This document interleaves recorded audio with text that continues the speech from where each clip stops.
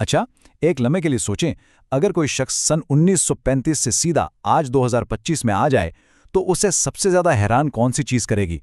उड़ने वाली गाड़ियां? स्मार्टफोन्स? शायद नहीं, बल्कि हमारी जुबान, वो अल्फाज जो हम रोजमर्रा की जिंदगी में इस्तेमाल करते हैं। तो आज हम एक ऐसे ही लफ्ज की गहराई में जाएंगे जो हमारी आज की डिजिटल दुनिया की पूरी कहानी सुनाता है। और ये सिर्फ कहने की बात नहीं है। हमारी ज़बान इतनी तेज़ी से बदल रही है कि सिर्फ चंद दहाइयों का फ़र्क भी सदियों जितना महसूस होता है। ये कोई अर्तिक़ा नहीं, ये तो एक लिसानी धमाका है और हम सब इसके बिल्कुल बीच में खड़े हैं। देखें, पहले ज़बानें सदियों में बदलती थीं। आज इंटरनेट की वजह से नए अल्फाज हफ्तों में, बल्कि कभी-कभी तो दिनों में बनते हैं और फैल जाते हैं। ये एक ऐसी रफ्तार है जो तारीख में पहले कभी नहीं देखी गई। हमारी लुग़त तो समझें हर रोज़ अपडेट हो रही है।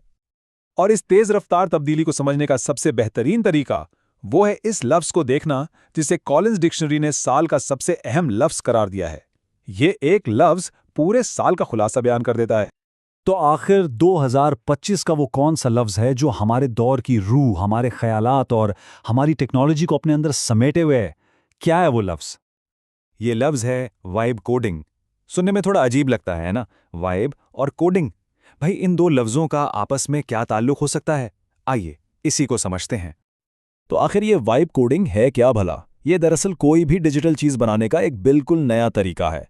इसमें आप कोड की लंबी लंबी लाइनें नहीं लिखते, बल्कि आप अपनी वाइब यानी अपना आइडिया एक एआई को बताते हैं। इसकी सादा सी तारीफ ये है कि ये बगैर कोड लिखे एक ऐप या वेबसाइट बनाने का फ़न है। आप बस मस्नूई ज़हानत को बताते हैं कि आपको क्या चाहिए, कैसा डिज़ाइन चाहिए, क्या फीचर्स चाहिए, और एआई आपके लिए वो सब कुछ खुद बना देता है। मतलब ये टेक्नोलॉजी को हर इस शख्स के लिए आसान बना देता है जिसके पास सिर्फ एक आइडिया है। इसका पूरा अमल इतना आसान है कि यकीन नहीं आता। सिर्फ 3 स्टेप्स हैं। पहला, आप अपना ख्याल बयान करते हैं। दूसरा, एआई आपके ख्याल को समझकर असल कोड खुद लिखता है। और तीसरा, आपकी ऐप या वेबसाइट आपके सामने तैयार हो जाती है। बस इतना ही। तो क्या तकनीकी तौर पर इसे कोडिंग कहा जा सकता है? जवाब है नहीं। लेकिन आज की दुनिया में आप कोड के लिए नहीं, बल्कि वाइब के लिए कोडिंग कर रहे हैं।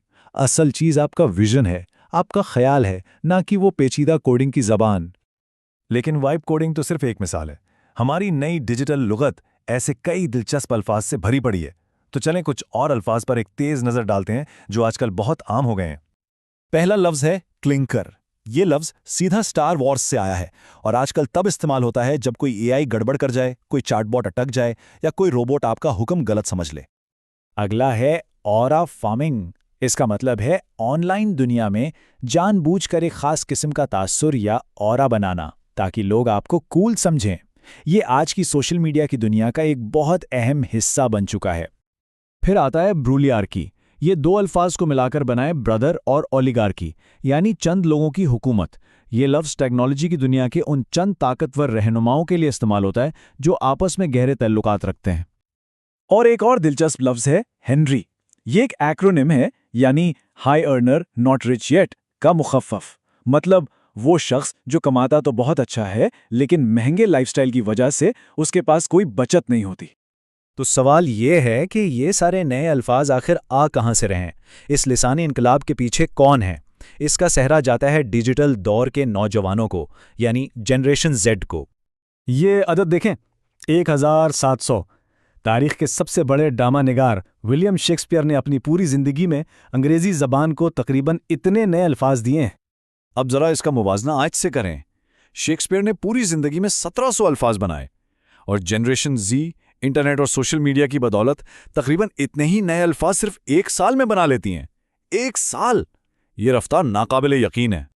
तो खुलासा ये है कि हर नस्ल जुबान को अपने हिसाब से बदलती ही है। फ़र्क सिर्फ इतना है कि जनरेशन जेड ये काम बहुत ज़्यादा तेज़ी से और बहुत ज़्यादा शोर के साथ कर रही है। तो इसके बाद क्या होगा? अगली नस्ल जो अब बड़ी हो रही है वो है जनरेशन अल्फ़ा। वो अपने साथ कौन सी नई ज़बान, कौन से नए ख़यालात और कौन सी नई वाइब्स लेकर आएंगे? ये सोचने के लिए एक बहुत ही दिलचस्प सवाल है।